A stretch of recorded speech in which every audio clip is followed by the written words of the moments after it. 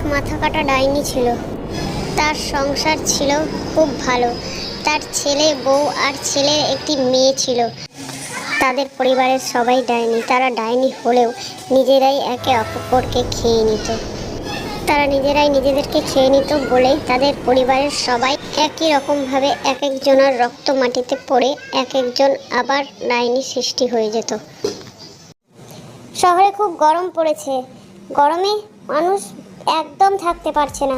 তাই টুনি এক এসি কিনে নিয়ে বাড়ি যাচ্ছে টোটোর উপরে।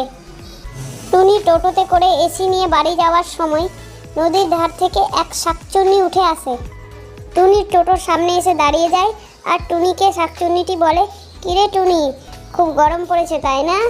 এসি নিয়ে যাচ্ছিস? চল এসিটা দিয়ে যা আমাকে। তারপর টুনির টোটো থেকে এসিটা কেড়ে নেয় শাকচুন্নি। তারপর টুনি কাঁদতে কাঁদতে সেখান থেকে চলে যায় আর শাকচুন্নিটি নিজের বাড়ি নিয়ে পৌঁছে যায় এসি। তো বন্ধুরা, গল্পটি ভালো লাগলে গল্পে লাইক, শেয়ার, কমেন্ট করে দিও আর চ্যানেলটাকে সাবস্ক্রাইব করে দিও। তো দেখা হচ্ছে পরের গল্পের সাথে।